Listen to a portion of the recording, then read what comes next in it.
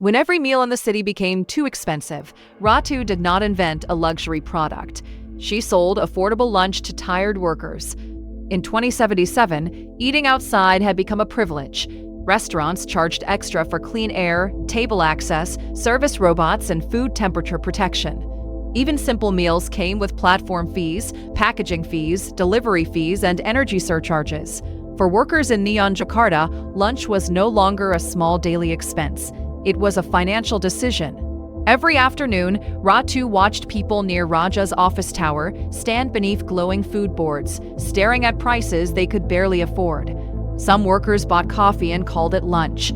Others split one meal between two people. Delivery riders waited until closing time, hoping restaurants would discount unsold food. Ratu understood their problem because her own family had faced it. After grocery prices rose, she had rebuilt their food budget from the beginning. She learned how to plan meals around affordable ingredients, calculate the real cost per portion, reduce waste, and turn leftovers into the next day's lunch. At first, she only prepared food for Raja: rice, vegetables, a small portion of protein, and homemade sauce. Nothing luxurious, just warm, filling food packed inside a reusable container.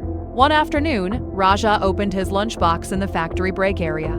The smell caught the attention of a co-worker sitting nearby. "How much did that cost?" the co-worker asked. Raja told him.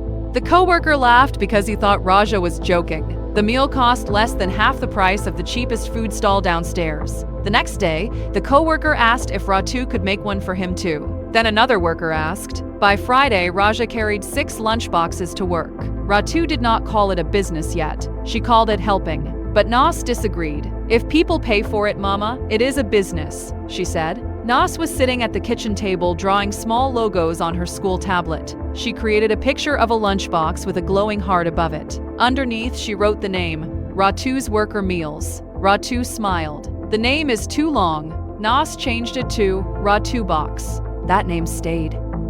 Ratu started with very little capital. She used the kitchen they already had. She bought ingredients from the same markets where she shopped for the family. She accepted orders before buying food so she would not cook meals that nobody wanted. Her first menu had only 2 options: a basic box with rice, vegetables, egg, and sauce, a protein box with rice, vegetables, and chicken. There were no expensive decorations, no holographic packaging, no artificial celebrity endorsement. The price board simply showed what workers cared about: the meal, the portion, and the cost. Ratu calculated everything carefully: ingredients, cooking energy, containers, transport, spoiled food, her own time. She refused to make the mistake many small businesses made, selling cheaply without knowing whether they were actually earning money. The profit on each lunchbox was small, but the customers kept returning. Raja helped after work. He delivered boxes to nearby towers using his old electric bike. He tracked which buildings had the most orders and planned routes that saved battery and time. Naz counted the orders every evening. She placed a digital star beside each repeat customer. 10 orders became 15. 15 became 30. Soon, workers began waiting near Raja's building before lunch break. Under the neon rain, security guards, office assistants, maintenance staff, delivery riders, and junior analysts stood in one line. They earned different salaries, but they shared the same problem. Food was becoming too expensive. One day, a corporate employee posted a video of RatuBox online. The caption said, "The only lunch in this district that does not punish your wallet." The video spread across the city. Orders doubled overnight. For a moment, Ratu felt excited. Then, she felt afraid. More orders meant more money, but it also meant more risk. She needed better cooking equipment, more ingredients, and help with packaging. A food platform offered to list RatuBox inside its app, promising thousands of customers. But the platform wanted a large percentage from every order. It also required Ratu to raise her prices. "They say customers will still buy," Raja said. Ratu looked at the workers waiting outside. "Some will," she replied, "but the people I started this for may not." She rejected the deal. Instead, she created a simple weekly lunch subscription. Workers could order 5 meals in advance at a lower price. The subscription helped Ratu predict demand, buy ingredients in bulk, and reduce food waste. Customers saved money, and Ratu received payment before the week began. But she created one important rule: Customers could pause or cancel easily.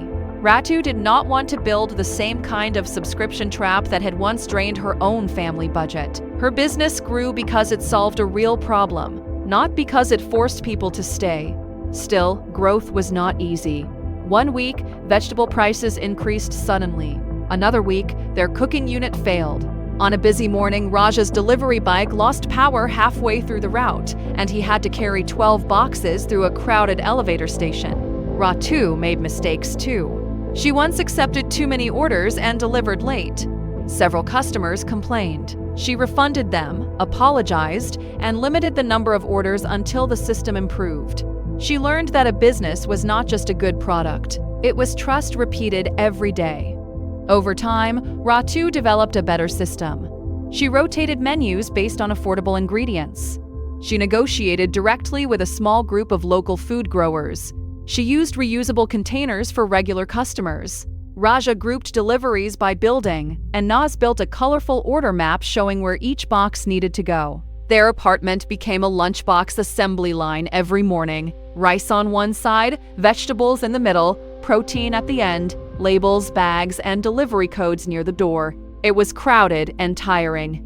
But for the first time, the family's hard work was building something they owned. One evening, after the final delivery, Ratu opened the business dashboard. The screen displayed a new number: 100 active weekly subscribers. Raja stared at it. 100 people? Naz counted the digits twice and cheered. Ratu did not celebrate because they had become rich. They had not. The margins were still small, the work was demanding, and one bad month could still hurt the business. But those first 100 subscriptions meant something important. 100 workers had chosen affordable food. 100 predictable orders gave Ratu stable cash flow.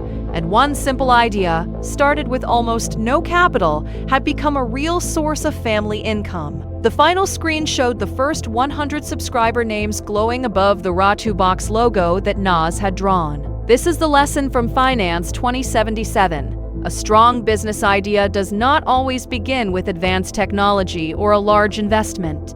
Sometimes, it begins by noticing what ordinary people can no longer afford and creating a simple solution they will need again tomorrow. Next time, in The Delivery Rider Who Built a Battery Charging Station, one exhausted rider discovers that every delivery worker in the city is losing time and income while waiting for their batteries to charge.